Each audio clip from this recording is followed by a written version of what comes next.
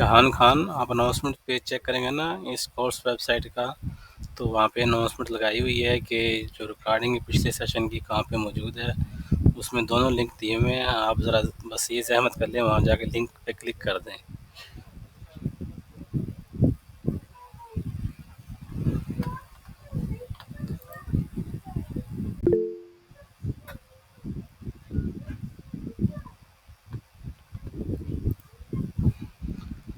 तो first of all, अगर किसी का थ्योरी से रिलेटेड कोई क्वेश्चन है CS401 से, तो ही शी कैन आस्क। आज हम लैब 3 करेंगे CS401P की। This is the combined session of 401 and 401P। First priority is to the students of CS401, the theory portion of this course.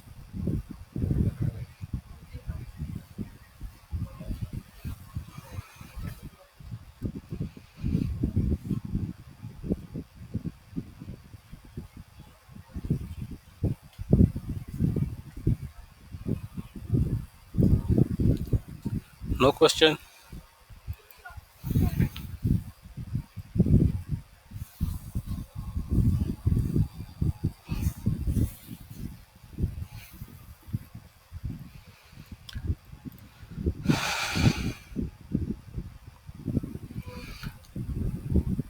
Any question from anyone regarding 401?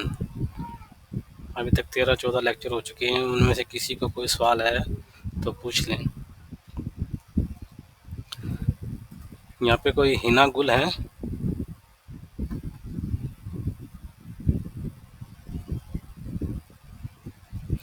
किसी को tools की installation में अभी तक कोई issue है तो वो बता सकता है। क्यूरी आ रही हैं कि हमारे पास नेसम नहीं चल रहा है, इंस्टॉलेशन नहीं हो रही, सिस्टम पे मसले आ रहे हैं। अभी तक किसी को टूल्स की इंस्टॉलेशन में कोई इशू है तो he she can raise her his hand.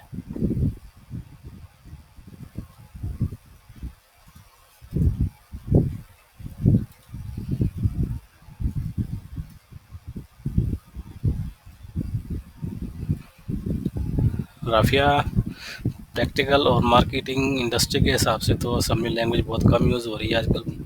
System programming use होती होगी जिनको कि सिस्टम डिज़ाइनिंग में और कंप्यूटर डिज़ाइन में इंटरेस्ट है तो उनके लिए मुफीद होगी।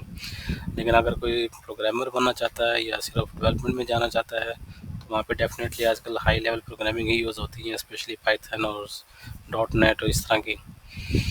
तो वहाँ पे तो आपको ये काम नहीं आएंगी। हाँ, लेकिन अगर कोई लो लेवल पे काम कर रहा है, सिस्टम डिज़ाइन कर रहा है, कोई चिप बना रहा है, उसके अंदर कोई उसने कोड एम्बेड करना है, कोई फंक्शनैलिटी का कुछ करना है, तो वहाँ पे ये बहुत कारआमद होगी, क्योंकि ये हर एक चीज़ को अपने कंट्रोल के हिसाब से एडजस्ट करती है। हाई लेवल में उस तरह कंट्रोल हमें नहीं मिलता जिस तरह की हमें असेंबली लैंग्वेज देती है। तो basically component designing, system designing और इस तरह की चीज़ों में ज़्यादा यूज़ होती है। अगर किसी का इंटरेस्ट उस तरफ है तो वहाँ डेफिनेटली ये यूज़फुल होगी। लेकिन अगर कोई फ्यूचर में ये कहता है कि मैंने सिर्फ प्रोग्रामर बनना है हाई लेवल लैंग्वेज का, तो डेफिनेटली उनको अंडरस्टैंडिंग में तो होगी कि अंडर द वर्ल्ड क्या हो रहा है, क्या हमारा प्रोग्राम रन कैसे हो रहा है, प्रोसेसर पे क्या कुछ परफॉर्म हो रहा है, हमें कैसे इसको इम्प्रूव कर सकते हैं, एफिशिएंसी कैसे बढ़ा सकते हैं।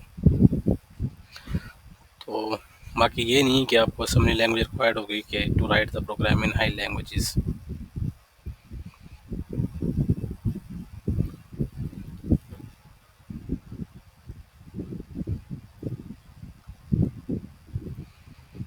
क्लियर?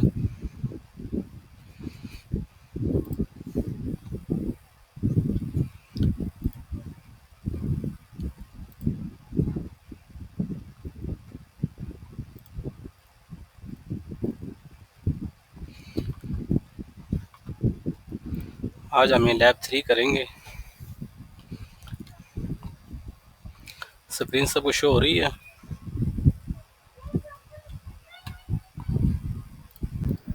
जी सर, शो हो रही है।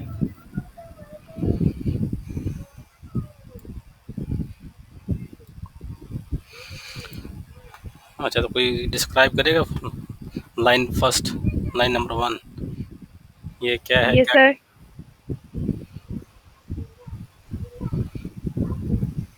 जी बताएं। सर आईडी वाली लाइन बोल रहे हैं ना आप? जी, लाइन नंबर 1 ORG वाली। तो ये डिफ़ॉल्ट होता है, इसको हम ऐसे ही लिखते हैं हर प्रोग्राम में। डिफ़ॉल्ट तो है, इसका बताया था किस लिए लिखते हैं। 0x0100 ये क्या चीज़ है? ORG क्या चीज़ है?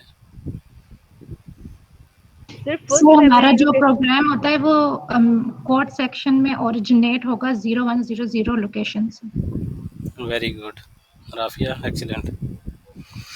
तो ये हम बता रहे हैं प्रोसेसर को बेसिकली ये जो मेमोरी लोकेशन है हमारी, वहाँ पे जो ऑफसेट 0100 है, वहाँ से आपने हमारे प्रोग्राम की प्लेसमेंट करनी है, वहाँ से हमारा प्रोग्राम आपने सेव करना स्टार्ट करना है।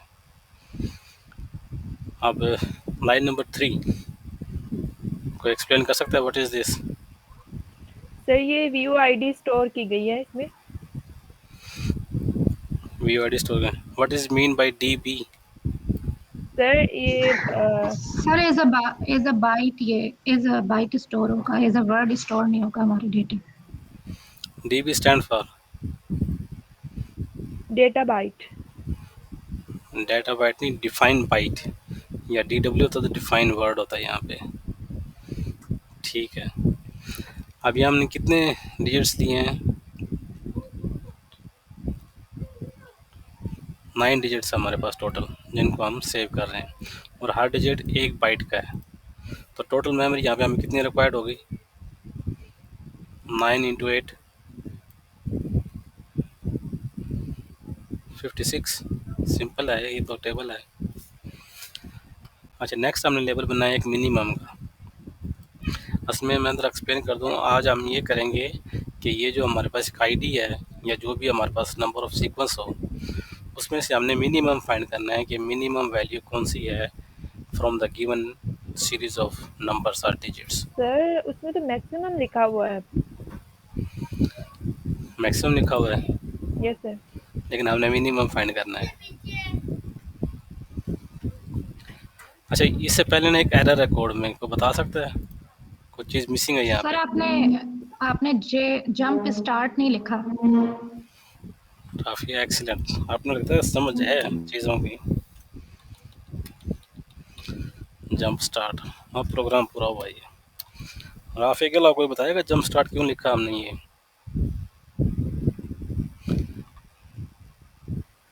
यस सर, ये फिर जब जंप स्टार्ट लिखेंगे तो एग्जीक्यूशन डायरेक्ट हमारे जो कोड होगा उससे स्टार्ट होगी फिर।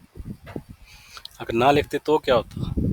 सर ये फिर वो डेटा जो हमने ऊपर डिफाइन किया उसमें चला जाना था, एग्जीक्यूशन सही नहीं होनी थी। बिल्कुल सही है। अगर हम जंप स्टार्ट ना करते तो ये जो हमने आईडी लेबल लिखा था, ये प्रोसेसर एज ए इंस्ट्रक्शन के तौर पर लेता है। इंस्ट्रक्शन जो आईपी होता हमारा, वो इसको इंस्ट्रक्शन के तौर पर लेता, और जब वो आगे प्रोसेसिंग होती तो इसकी ये सारा ही कोड गड़बड़ हो जाना था। तो इसको हमने एलिगेंटली पास करने के लिए ये अनकंडीशनल जंप है। हमने बोल दिया इस लाइन पे जाओ, और यहाँ से सीधा इसको बाईपास करके यहाँ पे आ जाओ स्टार्ट के ऊपर। क्लियर है? जिसको समझ नहीं है वो समझ लें आज। यहाँ तक किसी को सवाल है?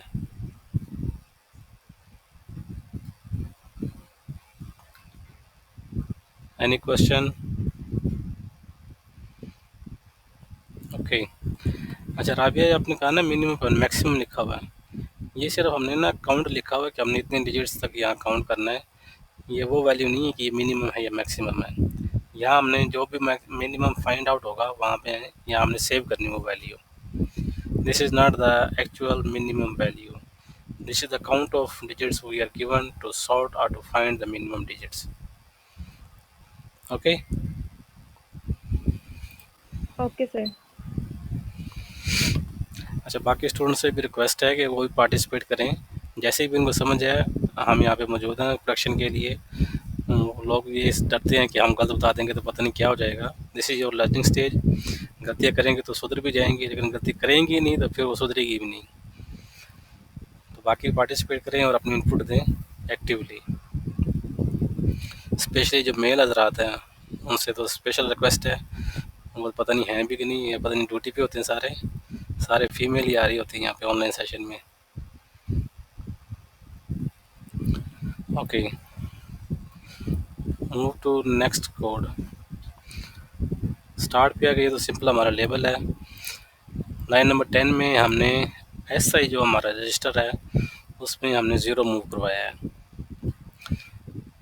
लाइन नंबर 11 यहाँ पे क्या होगा, ये थोड़ा डिफरेंट है। Move AL comma square bracket के अंदर ID, ऊपर ID देख लें और ये इंस्ट्रक्शन देखें, इसमें क्या होगा, क्या चीज़ मूव होगी AL में। और ये सर 1 जो है वो AL में मूव हो जाएगा as a byte. As a byte. AL क्या चीज़ है? AL रजिस्टर है। रजिस्टर तो AX है पूरा। AX रजिस्टर जो है वो वर्ड के लिए यूज होता है, और अगर हम बाइट के लिए यूज करेंगे तो हम AL रजिस्टर यूज करते हैं। कुछ हद तक ठीक कह रही हैं, लेकिन जो AX है ना उसके दो पार्ट हैं। AX के नहीं बल्कि सभी के दो पार्ट होते हैं, AH और AL, यानी कि L for lower part and H for higher part. तो SI के भी ऐसे ही हम दो पार्ट बना सकते हैं, SL और SH। तमाम रजिस्टर को हमने दो पोर्शन में डिवाइड किया होता है। अगर हमने पूरा रजिस्टर यूज़ करना है तो फिर हम उसका पूरा नाम देते हैं और फिर पूरा वर्ड उठाता है। लेकिन अगर हमने एफिशिएंटली यूज़ करना है, जैसे मैंने पहले बताया कि हम एफिशिएंट चीज़ें बनाते हैं कोड मेमोरी के हिसाब से और उसके एग्जीक्यूशन के हिसाब से यूजिंग द प्रोग्रामिंग लैंग्वेज, क्योंकि इसके अंदर हमारे पास पूरा कंट्रोल है। अब हाई लेवल लैंग्वेज में आप नहीं बता सकते प्रोसेसर के आपने ये सिर्फ आधा रजिस्टर यूज़ करना अपना, और हमारी यहाँ पे किफ़ायत शायरी देखेंगे हमने आधा रजिस्टर यूज़ किया है और आधा आपने खाली छोड़ा है किसी और काम के लिए। ओके, तो हर रजिस्टर के दो पार्ट होते हैं, लोअर पार्ट और हायर पार्ट। लोअर पार्ट अगर हम यूज़ करें तो उसको हम AL का नाम देंगे, और हायर पार्ट यूज़ करें उसको हम एज के साथ वो क्या कहते हैं कैनकैटिनेट कर देंगे, जो रजिस्टर का अपना नाम है। क्लियर है यहाँ तक? सर इससे क्या फर्क पड़ेगा अगर हम AL या AH यूज करें? आप AH यूज़ करेंगे आपका पूरा रजिस्टर यूज़ हो जाएगा। हालांकि आपको ज़रूरत नहीं है, क्योंकि आपका डाटा जो है वो 1 बाइट का ही है। तो आप 1 बाइट की चीज़ को 2 बाइट पे क्यों रखना चाहते हैं, कोई वजह? सर AH और AX का एक जैसा काम है मतलब? नहीं नहीं नहीं नहीं, ये मैं यहाँ पे लिख देता हूँ, AX is equal to AH plus AL।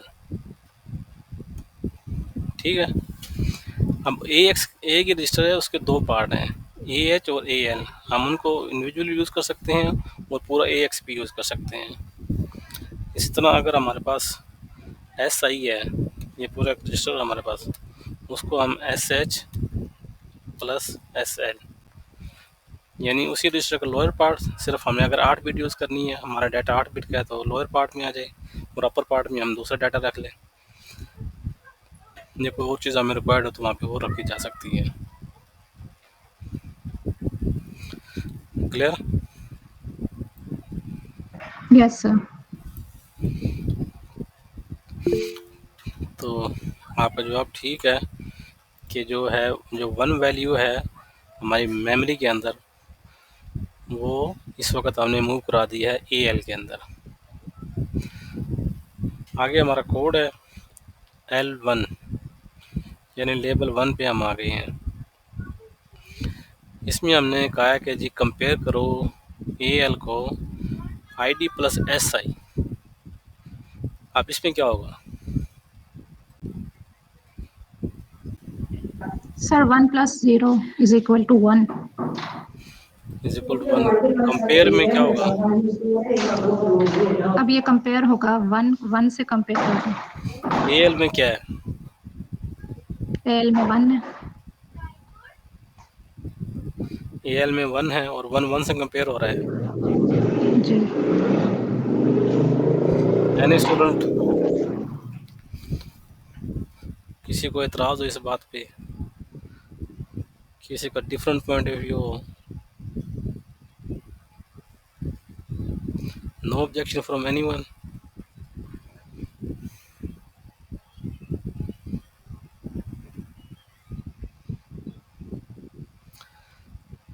गुलशिफा, असल में हमारा मकसद ये नहीं है कि हम 1 को 1 से कंपेयर करें।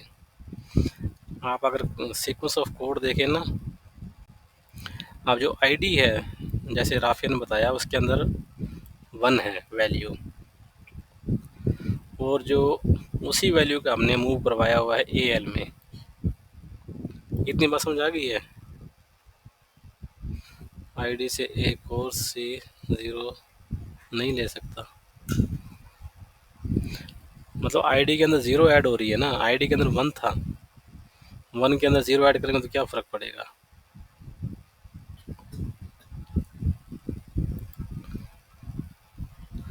इसमें आप देखें ना, ID के अंदर 0 ऐड किया, बेसिकली हमारा इंटेंशन ये है जहाँ पे ID पॉइंट कर रही है ना, उससे आगे आगे हम चेक करते जाएं।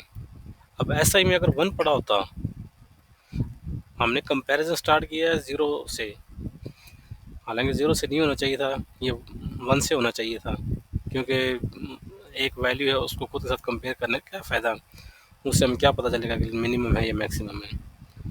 आप ये एफिशिएंसी यहाँ पे डाल सकती हैं कि जो कोड है हमारा वो बजाय जो कंपैरिजन हम कर रहे हैं वो 0 पोजीशन स्टार्ट करें, 0 हमने पहले ली हुई है और 0 को 0 साथ कंपेयर कर रहे हैं, तो एक एक्स्ट्रा काम ही कर रहे हैं ना। तो इसको आप एफिशिएंट ऐसे बना सकती हैं कि आप बजाय 0 पोजीशन से कंपेयर करने के आप इसको सेकंड पोजीशन से कंपेयर करें जो कि 9 है। लेकिन for the sake of starting point and to continue the flow हमने इसको 1 को 1 से कंपेयर कर रहे हैं राइट नाउ। इतनी बात क्लियर है? ओके। अब AL में 1 है और ID प्लस SI में भी 1 है, तो ये कंपैरिजन इक्वल हो जाएगा। इसके रिज़ल्ट में क्या होना चाहिए, हमें कैसे पता लगेगा कि जो कंपैरिजन था उसने क्या रिज़ल्ट निकाला है, हालांकि डेस्टिनेशन ग्रेटर था या लो था या इक्वल था? सर ये नीचे जो जंप स्टेटमेंट है ये वो हमें बताइए। सर हमारा 0 फ्लैग जो है वो सेट होगा, 0 फ्लैग सेट होगा। जो ये जंप है ये उसी को चेक कर रही है, 0 फ्लैग को ही, 0 फ्लैग को चेक करके फिर उसको पता चलेगा कि आया कि मैंने जंप करना है या नहीं करना। जो 0 फ्लैग है उसके ये कंपैरिजन के बाद हमारा 0 फ्लैग सेट होगा। अच्छा, जंप हम लगा रहे हैं जंप लेस और इक्वल, यानी कि अगर जो डेस्टिनेशन है उसके अंदर वैल्यू जो हमारा सोर्स है उससे कम है या बराबर है तो इसको स्किप कर जाओ। इसका ये मतलब बनता है जो वैल्यू AL में पड़ी है ना, वो मतलब अगर छोटी है जो हमारी मौजूदा वैल्यू हम कंपेयर करें जिसके साथ, तो फिर आप इसको ना छेड़ें, कुछ भी ना करें और आप स्किप चेक कर जाएँ हर चीज़। ये लॉजिक समझ आया सबको? यानी जो AL में वैल्यू पड़ी है अगर वो हमारी सोर्स वैल्यू से कम है या बराबर है तो इसका मतलब वो मिनिमम फ़िलहाल वही चल रहा है हमारे पास, और कुछ करने की ज़रूरत नहीं है, कोई चीज़ अपडेट करने की ज़रूरत नहीं है। उसी को हम मिनिमम रखेंगे और नेक्स्ट इटरेशन में अगले डिजिट के साथ काउंट करेंगे उसको। इतनी बात समझे सबको? Any question?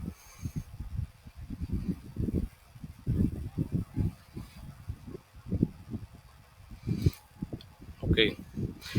अब अगर फर्स्ट इटरेशन को अगर हम देखें ना तो 1 1 है तो ये स्किप हो जाएगा, क्योंकि 1 है वो 1 से बराबर है या लेस है, बराबर ही है। एक कंडीशन एक हमारी टेस्ट हो गई है तो ये ट्रू हो गई कंडीशन, तो ये जाएगा स्किप के ऊपर। अब स्किप वाली लाइन पे आ जाते हैं।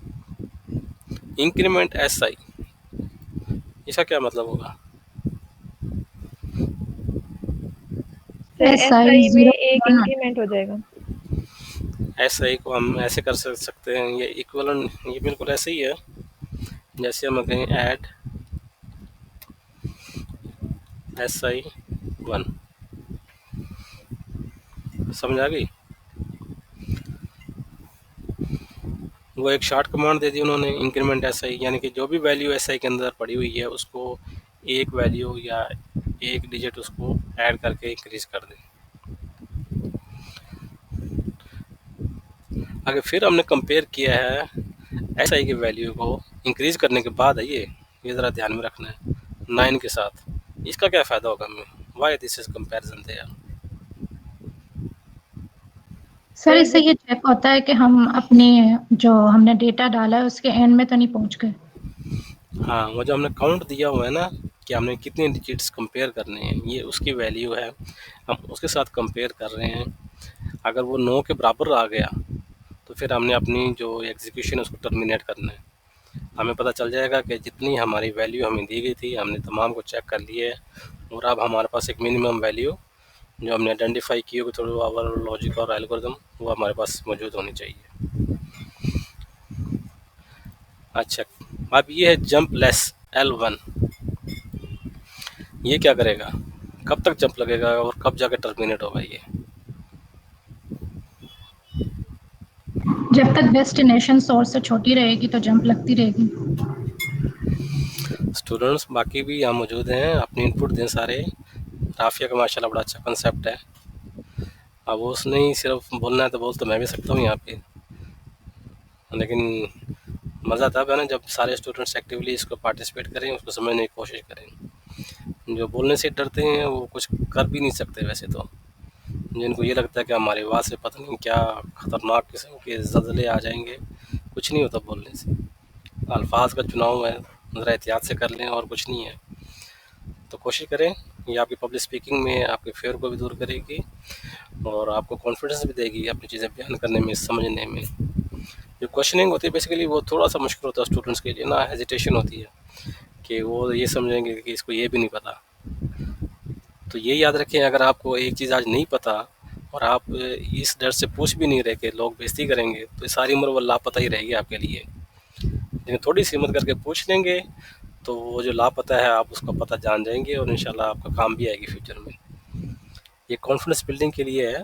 जब भी आप किसी जगह पे जाते हैं, किसी नई जगह पे, किसी अननोन जगह पे, जैसे ये है, अब नहीं पता किसी कौन कहाँ से है, तो ऐसी जगहों पे अपने आप को मुतारफ़ करवाना, अपनी मौजूदगी का एहसास दिलाना एक चैलेंज होता है, जो कि most of you are not accepting that challenge. तो दोबारा यही रिक्वेस्ट है कि सारे पार्टिसिपेट करें, अपनी अपनी इनपुट दें। और आफिया माशाल्लाह बहुत अच्छा कर रही हैं। क्या हो गया, उसको अच्छी समझ है, उसने वर्किंग की हुई समझ आ रही है। जिसने नहीं की हुई वो भी पूछ तो सकता है ना कि सर ये कैसे है। लाजमी नहीं कि वो बताए इसे कि मैं जो पूछ रहा हूँ, वो क्वेश्चन कर ले।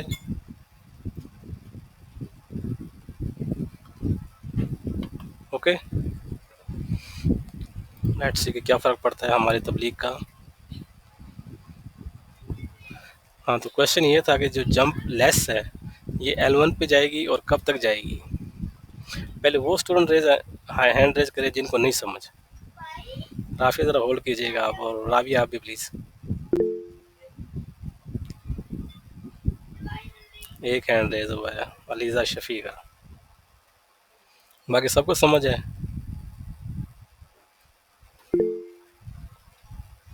गुलशिफा को भी हो गया है, जवेरिया।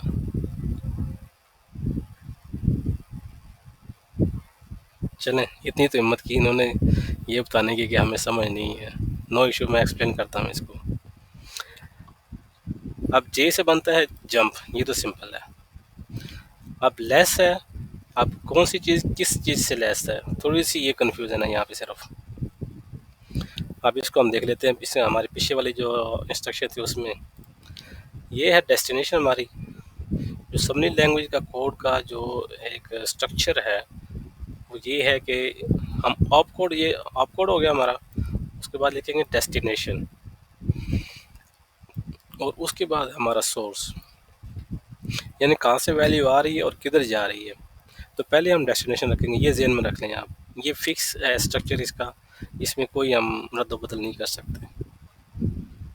इतनी बात समझ आ गई सबको?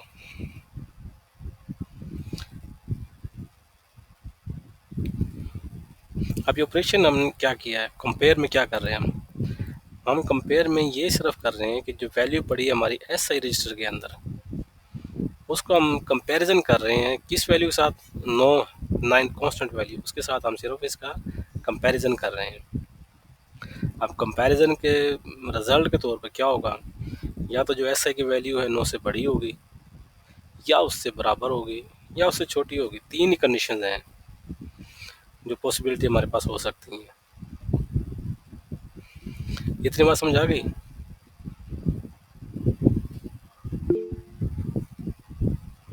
गुलशिफा नहीं समझ आई इतनी बात, दोबारा एक्सप्लेन करूँ?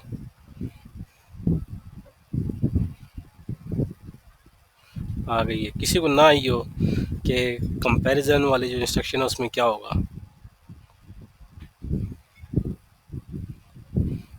रेज हैंड अगर किसी को ये समझ नहीं आई कि कंपैरिजन जो इंस्ट्रक्शन है वो कैसे काम करती है।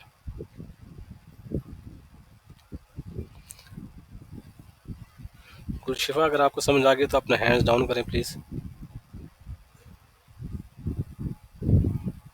ओके, चलिए हम ये कंसिडर करूँ सबको समझ आ गई, बड़ी आसानी से मैंने बताया है। अगर फिर भी नहीं आए तो बताएं, मुझे एग्जांपल से बताता हूँ। लेकिन जो सवाल पूछने का डर है ना, ये निकाल दे अपने अंदर से, वरना ये डर आपको लेके बैठ जाएगा। चलें, अब हमने ये देख लिया है कि जो एस आई की वैल्यू है वो 9 से छोटी है, बड़ी है या बराबर है।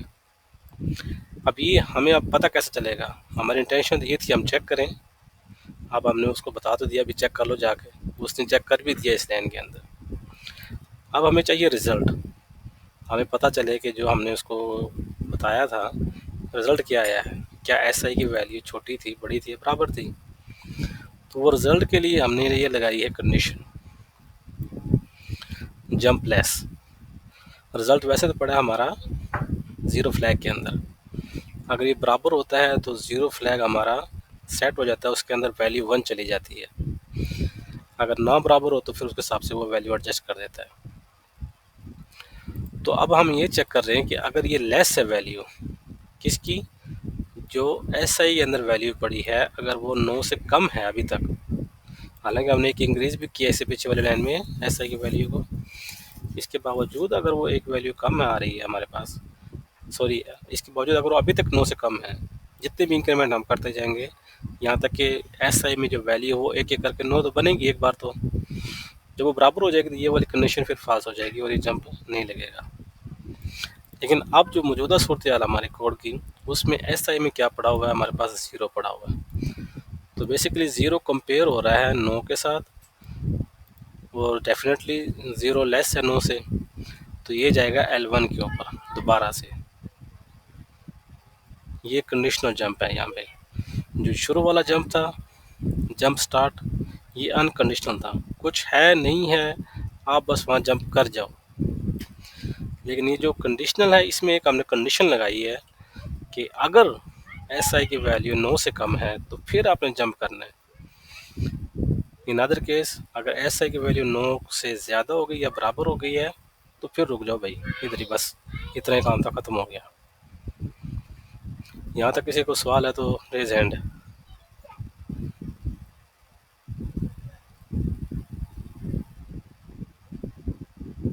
No question?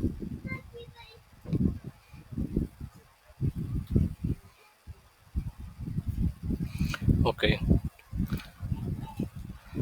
अब ये कब तक जाएगा यहाँ पर, यानी कि जब तक हम 9 के 9 जो हमारे डिजिट्स थे जो हमें यहाँ डीबी में दिए थे, सॉरी आईडी में, जब तक वो तमाम के तमाम प्रोसेस नहीं होते हम यहाँ पे पहुँचेंगे और यहाँ से फिर L1 पे, और ये लूप जो है इतनी ये चलती रहेगी। कितनी बार चलेगी ये को बता सकता है, ये कितनी बार एग्जीक्यूट होगा ये वाला कोड जो मैंने हाईलाइट किया हुआ है?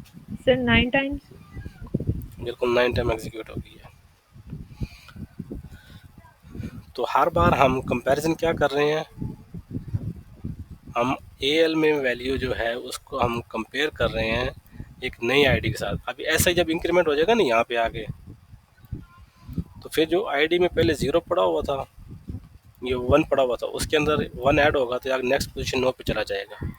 फिर ये वाली वैल्यू चेक होगी, फिर ये चेक होगी, फिर ये चेक होगी, इस तरह ये चलता रहेगा। और फाइनली हमारे पास जो मिनिमम वैल्यू आएगी तो उसको वो AL में मौजूद होगी और उसको हम मूव करवा रहे हैं जो हमारा मेमोरी का एक लेबल है मिनिमम लाइन नंबर 6 पे। यहाँ जो अब 9 लिखा हुआ है यहाँ पे हमारी मिनिमम वैल्यू आ जाएगी। इसको आप कुछ भी लिख ले फिलहाल के लिए, इसका फ़र्क नहीं पड़ता। ये चलो मैं 0 कर देता हूँ इसको, लोगों को डाउट हो रहा है कि हमने मैक्सिमम लिख दिया। अब ठीक है, ये हमने अपडेट ही करना बाद में एंड के ऊपर आके। और बाकी जो लास्ट 2 इंस्ट्रक्शन है वो वही हैं कि हमने बताना प्रोसेसर को our execution has been completed, now it's time to terminate our program gracefully so that there is no dangling pointer or leakage in the memory. किसी को सवाल हो यहाँ पर? एग्जीक्यूट करें फिर हम, अगर कोड क्लियर है तो फिर हम जाते हैं डीबगर में और इसको एग्जीक्यूट करेंगे।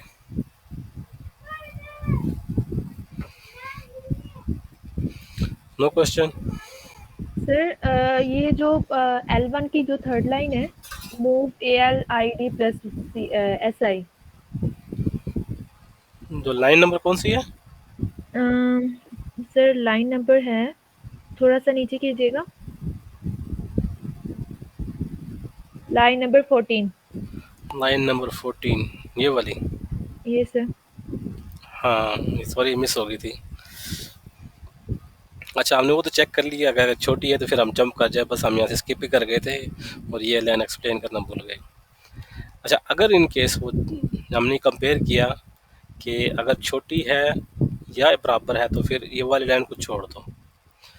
दूसरा सिनेरियो, अगर बड़ी आ गई फिर क्या करना है?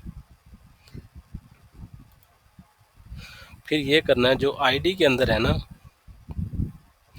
आईडी प्लस एसआई, जो हमने नया एड्रेस बनाया ऑफसेट बनाया है, वहाँ पे जो वैल्यू पड़ी हुई है वो एल में मूव करवा दो।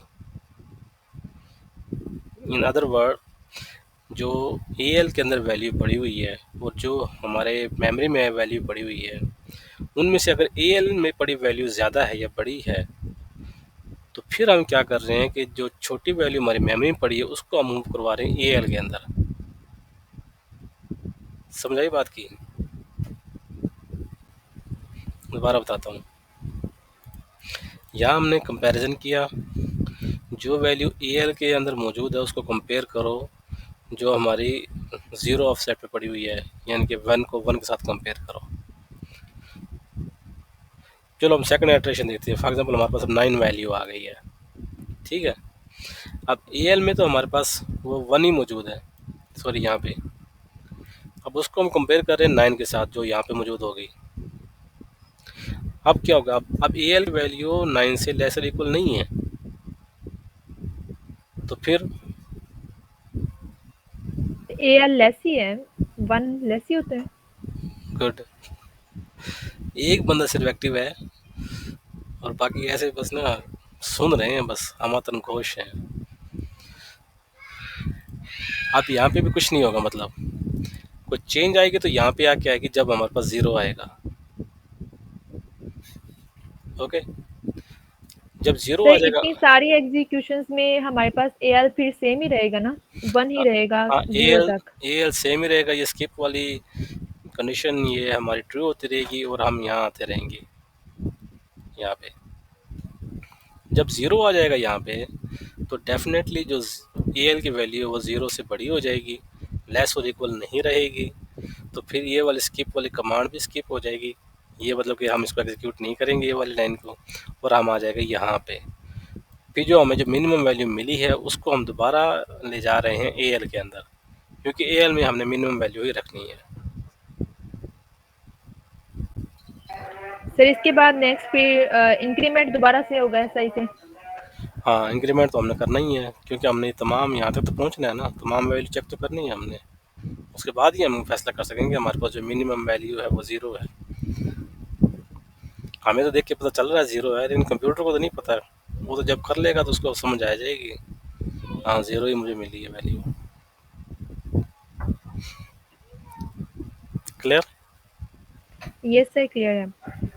और सर फिर लास्ट में फिर AL को हम उसमें डाल देंगे, बस यही काम करना होगा। हाँ ये लाइन नंबर 18 पे हमने जो एल में वैल्यू है उसको हमने जो मिनिमम हमारा एक लेवल था मेमोरी में, यहाँ पे लाइन नंबर 6 पे यहाँ 0 है, यहाँ उस टाइम 0 ही आएगा। वैसे इसको मैं नो ही करता हूँ ताकि हमें फैक्ट का अंदाज़ा तो होना कि हमने मिनिमम वैल्यू लिया है यहाँ पे, पहले वाली एग्जिस्ट कर रही है। ठीक है, ये सर। सर और जो मैक्सिमम के लिए वो हम खुद करके देखेंगे? हाँ आप खुद करके देख लें।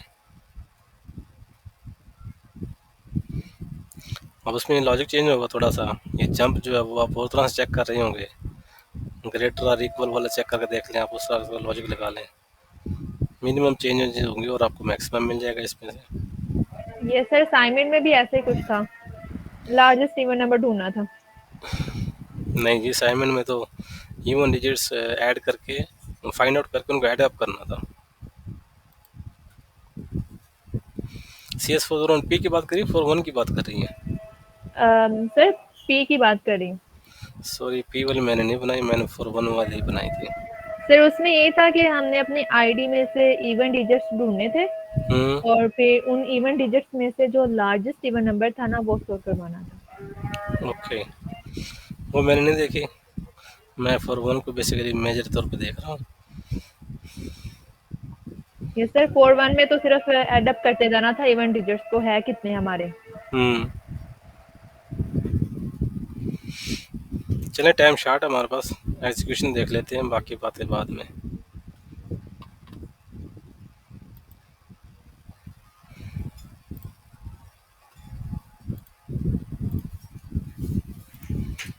अब इसको सेव करने का तो इशू नहीं है ना किसी को? सेव कैसे होगा, कहाँ पे सेव होगा, और वहाँ हम जाएंगे कैसे और क्या करेंगे? इसके मतलब किसी को सवाल है तो आप भी बता दें। मिनिमम डीबी में हम कोई भी वैल्यू लिख सकते हैं।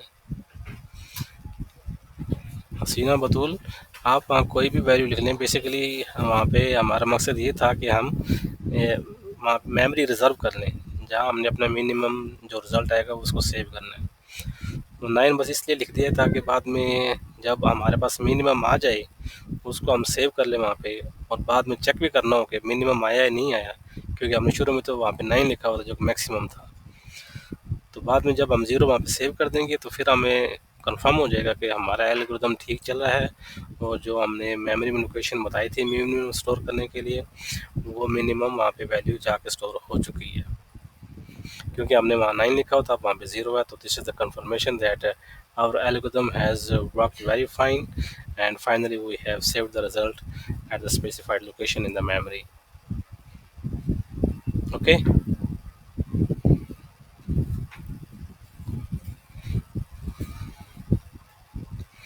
good. मैं पूछ रहा था किसी को सेविंग करने में प्रोग्राम को वहाँ से एग्जीक्यूशन में कोई इशू है तो वो बता दें मुझे, क्योंकि लोग अभी भी ईमेल कर रहे हैं कि हमें तो चल नहीं रहा, पता नहीं है नेसम किधर है।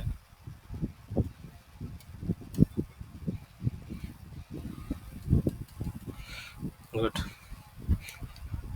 अच्छा, तो यहाँ पे मैं चलाता हूँ अपना डॉस बॉक्स।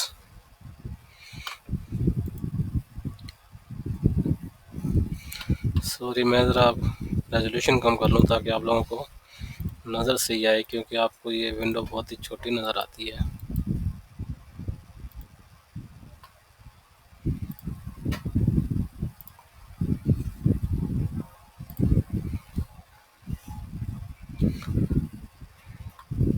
अब ठीक है? ये सर ठीक नजर आ रही है। किसी को डिस्प्ले में कोई इशू हो? सबसे पहले हम माउंट करेंगे वो वाला फोल्डर जहाँ पे कि हमने अपने बाकी तमाम टूल्स रखे हुए हैं, और ये मैंने जो लैब थी सेव भी उधर ही की हुई इसी फोल्डर में। तो कमांड है हमारी माउंट करने के लिए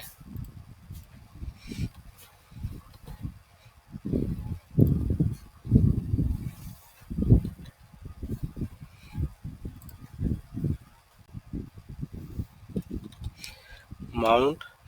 माउंटिंग पॉइंट का नाम देना हमने, मैं नॉर्मली एक्स लिखता हूँ, आप कोई भी दे लें। अब ये पाथ आपका ये करेक्ट होना चाहिए एग्जैक्ट, वरना फिर ये माउंट नहीं होगा। ये मेरे कंप्यूटर के अंदर ये वाला फोल्डर है जिसके अंदर मैंने अपने टूल और तमाम तरह जो कोड है वहाँ पे मैंने सेव किया हुआ है। तो उसको मैं माउंट कर रहा हूँ पॉइंट एक्स के ऊपर। बाद में मैं एक्स सर को एक क्वेश्चन है। जी सर जब हम डिराइव का नाम लिख रहे होते हैं, पाथ लिख रही होते हैं, तो यहाँ पर \2 भी लगा सकते हैं क्या? नहीं, दो नहीं, एक ही क्या, एक ही काफ़ी है, दो का क्या करना है? नो सर, वो एमसीक्यूज में आता है ना जो क्विजेज होते हैं नहीं, दो उनमें आता लगाएंगे होता तो है ना। एरर आ जाएगा। सर लगाओ, डबल भी लगाया होता है उन्होंने और वो करेक्ट होता है, और उन्होंने जो लेट्स सी, हो गया है। ठीक है, सर इसी वजह से एमसीक्यूज में ये करेक्ट होता है। ठीक है, लग गया है। आप जाएंगे हम मैक्स के अंदर। अब हम उस डायरेक्टरी में पहुंच गए हैं जहाँ पे हमने अपनी तमाम कोड और अपनी टूल्स रखे हुए हैं। इसको हम कंपाइल करेंगे नेसम में। क्या नाम था फाइल का? lab3.asm -o lab3.com -l, ये लिस्टिंग फाइल के लिए है। lab3.lsd। अब हम इसको ओपन करेंगे डीबगर में। AFD कॉम फाइल ओपन होगी डीबगर में lab3.com।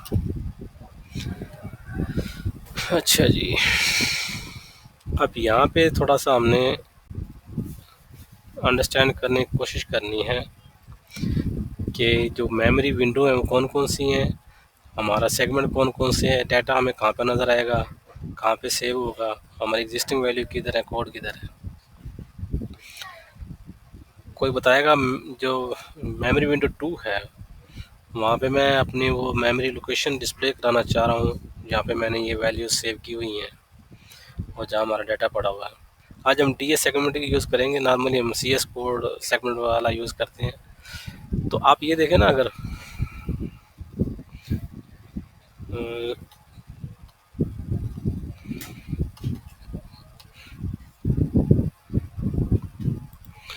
ये जो ऊपर वाले रजिस्टर्स हैं,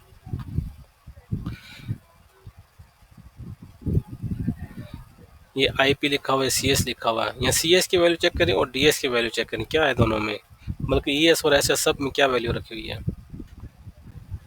सर सभी में सेम वैल्यू है। इसका मतलब सभी इस वक्त by default same memory location को पॉइंट कर रहे हैं। तो हम CS में जाएंगे, उधर भी हम वही चीज़ देखेंगे। अगर DS में जाएंगे, उधर भी वही चीज़ देखेंगे। तो हम DS यूज़ करेंगे। कमांड बताए कोई मुझे जहाँ पे मैं मेमोरी विंडो 2 में मैं अपना sir M2 M2 DS colon just 0103 M2 DS colon 0103 sir I 0103। Think sir इधर ही पड़ा हुआ है, वो हमारी आईडी इधर ही पड़ी हुई है ना। चलें 0103 आ गया नीचे। मेमोरी विंडो 2 में 0103 लोड हो गई हमारी। वैसे हम स्टार्ट से देखते हैं जहाँ से हमारा प्रोग्राम स्टार्ट हो रहा है। DS:0100 ये हमारा स्टार्टिंग पॉइंट था। अच्छा, अब देखें ये जो ब्लैक वाला पोर्शन है जहाँ पे हमारा कोड नज़र आ रहा है, यहाँ जंप की एक वो है आप कोड है और उसके आगे जंप की लोकेशन दी हुई है जहाँ पे आपने जंप करना 010D के ऊपर। अब यहाँ पे आप स्टार्ट करें ना, ये 0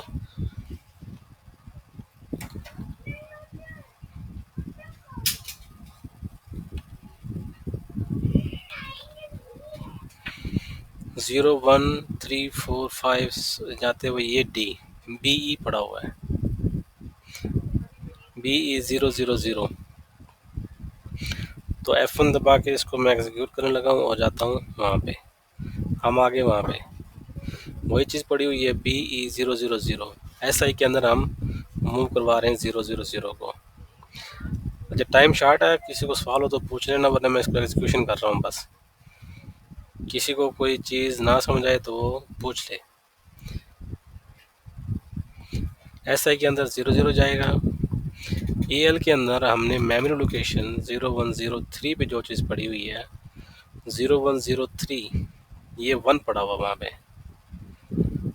मेमोरी विंडो 2 में अगर देखें ना, फर्स्ट जो रो है और ऊपर कॉलम 3 वाला जो है उसके अंदर नीचे वैल्यू आप मैच करेंगे ना, आपको 01 नज़र आएगा। तो मेमोरी लोकेशन 0103 पे 1 पड़ा हुआ जिसको हम मूव करवा रहे हैं AL में। और आप रजिस्टर के ऊपर ध्यान दें ज़रा, AL के अंदर 01 मूव हो जाना चाहिए। रजिस्टर की वैल्यू चेंज हो गई है, 01 AL पोर्शन में मूव हुआ है। अभी हमारा AH पोर्शन जैसा पहले था वैसा ही है और एम्प्टी है फ़िलहाल। अब हमने कंपेयर किया है 0103 पे जो वैल्यू पड़ी है प्लस SI में जो वैल्यू है। अब SI में तो 0 है सर एक क्वेश्चन है जी। सर, जब हम AH को भी साथ में यूज कर लेंगे तो जो AX है उसके जो स्टार्टिंग वाले 2 0 वो यूज होंगे ना। जी नहीं वो पहले 0 यूज़ करता है, पहले लोअर पार्ट यूज़ करता है फिर अपर पार्ट यूज़ करता है। सर वो थर्ड वाला 0 यूज होगा फिर? जैसे आप नज़र आ रहे हैं ना ऐसे ही नज़र आएगा आपको फोर्थ वाला। सर नहीं, मैं ये कह रही हूँ कि अगर हम AL के साथ AH को भी यूज कर लें तो तब? आप दोनों कंबाइन यूज़ करें तो आप AX का ही पार्ट देंगे ना, AX ही लिखेंगे दोनों का इकट्ठा यूज़ करना चाह रही हैं तो।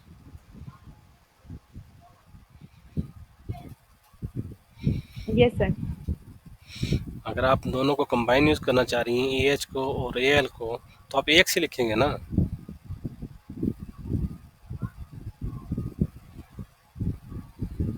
समझ आ गई बात की? यस सर, आगे।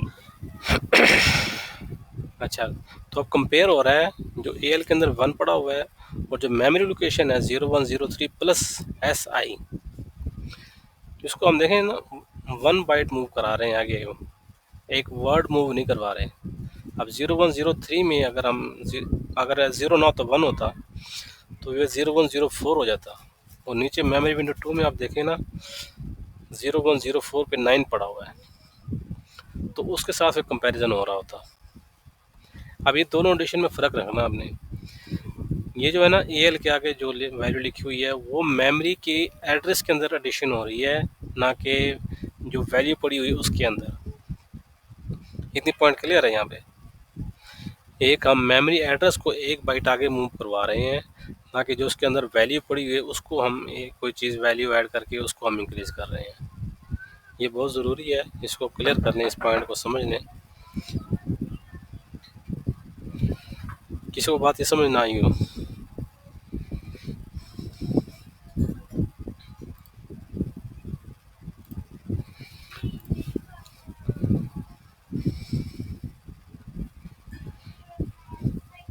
अच्छा मुझे ना आपके मीटिंग विंडो नहीं देख रहा मैं इस वक्त, ये रेजोल्यूशन की वजह से। अगर कोई सवाल है तो वो बोल के पूछ ले मुझसे, मैं वो ना मैसेज देख पा रहा हूँ और ना ही आपकी वो हैंड रेज वगैरह देख सकता हूँ। अच्छा ये बात क्लियर हो गई। अब आगे गया, अब इसने देखे जंप नॉट ग्रेटर कर दिया है, यानी अगर AL की वैल्यू उससे बड़ी नहीं है जिसके साथ हम कंपेयर कर रहे हैं तो फिर आपने जंप करना है।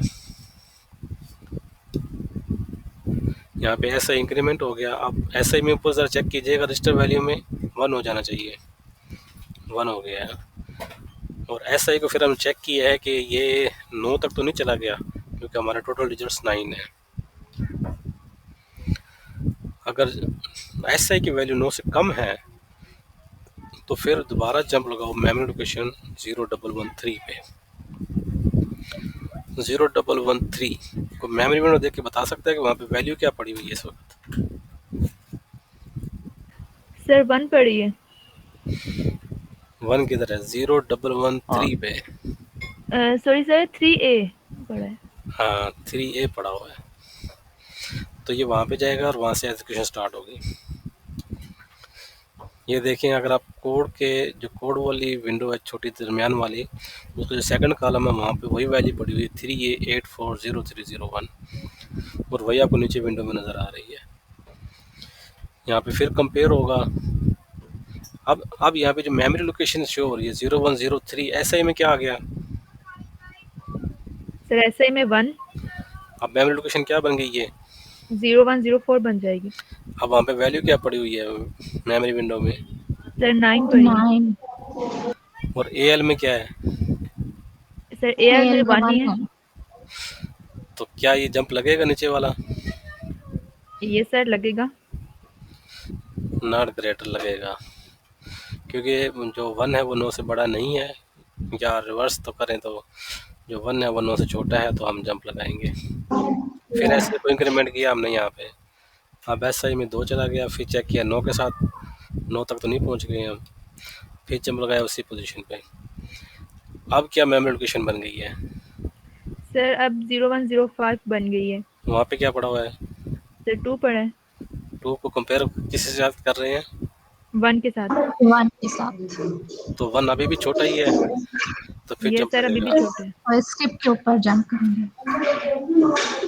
यहाँ पे ऐसा ही फिर इंक्रीमेंट होगा, ये कंपेयर हो गया और फिर गए उधर हम। अब मेमोरी लोकेशन आ गया हमारे पास 0106, ऐसा ही है। Yes sir. जी वहाँ पे 0 पड़ा हुआ है। AL में क्या पड़ा हुआ है? 1। 1 बड़ा है।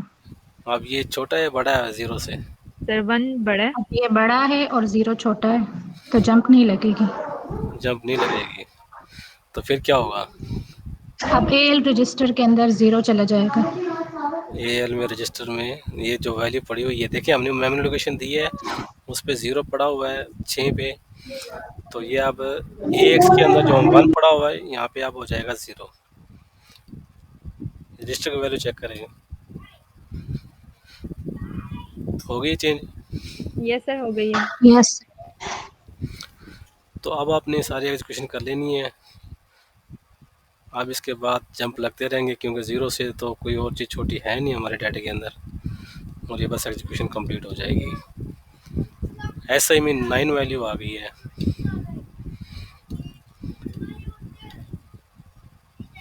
अब 9 आप देखें, कंपेयर करें 9 को 9 के साथ, जंप लगेगा ये? सर अब जंप नहीं लगेगा, अब वैल्यू जो है वो मिनिमम के अंदर 0 चली जाएगी। 0 भी चली गई है। अब SI के अंदर भी 9 आ गया ना, 9 को 9 से कंपेयर करेंगे तो क्या इक्वल नहीं हो जाएगा? Yes sir, no. इक्वल होगा। तो ये जो हमारी कमांड है अभी जे सर 0 फ्लैग भी सेट हो गया है ना? सेट हो गया, गुड। जी। ये ऑब्जर्वेशन अच्छी है आपकी। अब ये टर्मिनेशन पे आ गए और ये प्रोग्राम टर्मिनेट हो गया।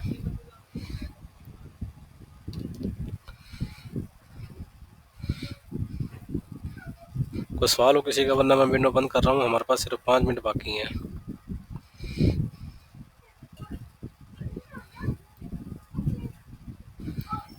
मैं इधर उधर आ जाता हूँ।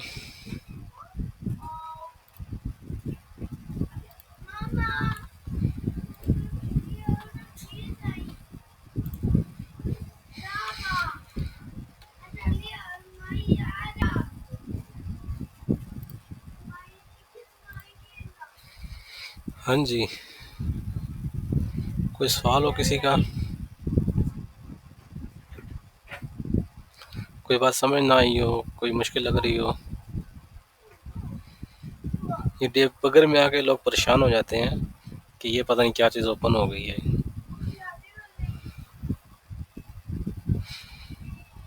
सर डीबगर बहुत कंफ्यूज कर देता है। नहीं, अभी हमने देखे एक चीज़ हमने रिलेट करके चेक की है, उसने कोई भी चीज़ हमें गलत नहीं दिखाई।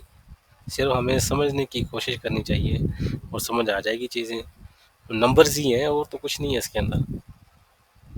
सर एड्रेसेस में तो मैं बहुत ज़्यादा कंफ्यूज हो जाती हूँ। एड्रेस अभी आपको समझाया नहीं, कैसे कैसे हमने एड्रेस मूव भी किया है, उसको चेक भी नहीं नहीं, किया है। आज मुझे बहुत अच्छा समझ आ गया है। पहले मुझे ये सर बताते थे, मुझे नहीं समझ आता था। चलें, शुक्र है किसी का तो भला हुआ।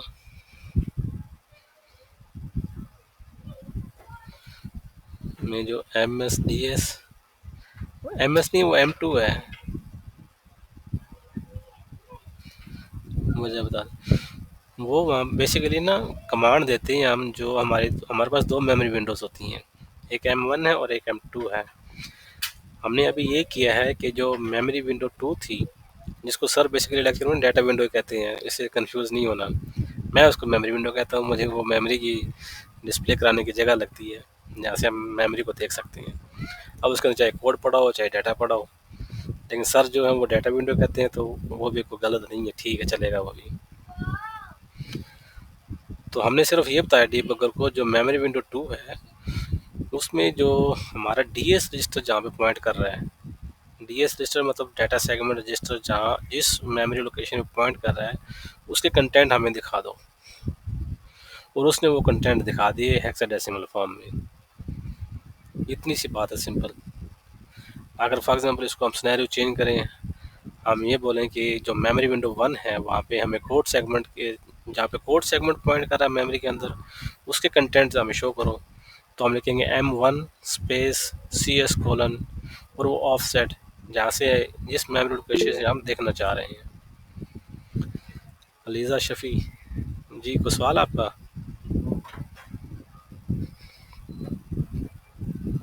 आपने हैंड रेस किया है, किस लिए किया है?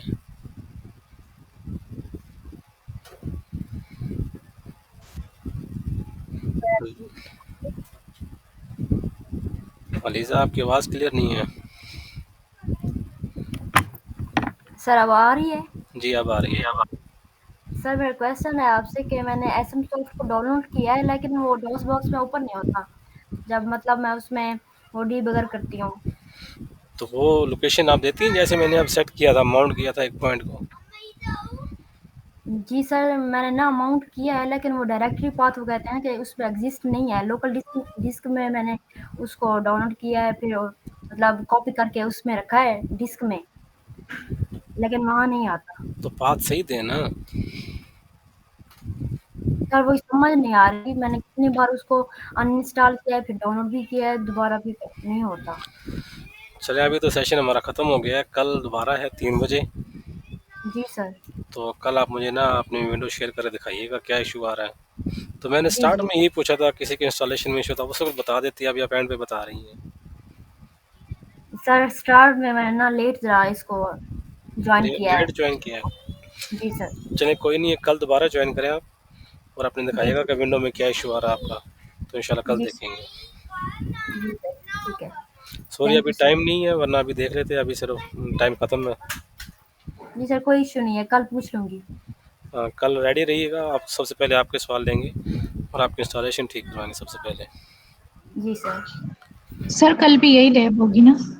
हाँ कल इसी सेशन का रेपिटेशन होगी। अगर को ना आना चाहिए तो एंजॉय करें, अगर किसी को रिकॉर्डिंग चाहिए तो वो इंशाल्लाह यूट्यूब पे और ब्लू डॉट हाई क्वालिटी के ऊपर ये अपलोड कर देंगे हम, तो वहाँ से आप दोबारा जाकर देख सकते हैं। जो चीज़ अभी भी कन्फ्यूज़न है दोबारा रिपीट कर लें, दोबारा देख लें, थोड़ा सा स्लो करके देख लें, 2 की बजाय 1 पे आ जाएं। ओके। और एक रिक्वेस्ट ये है कि जो कमेंट्स अब हमने ऑफ़ कर दिए वैसे तो, लेकिन जो कमेंट्स आप लोगों ने दिए हुए थे ना उसे गुरेज किया करें, चेक किया करें कौन सी जगह है, किस पर्पज़ के लिए है। उन कमेंट्स को देखते हुए हमने वहाँ पे कमेंट्स ऑफ किए हैं। बाकी सी यू नेक्स्ट टाइम। अल्लाह हाफिज़।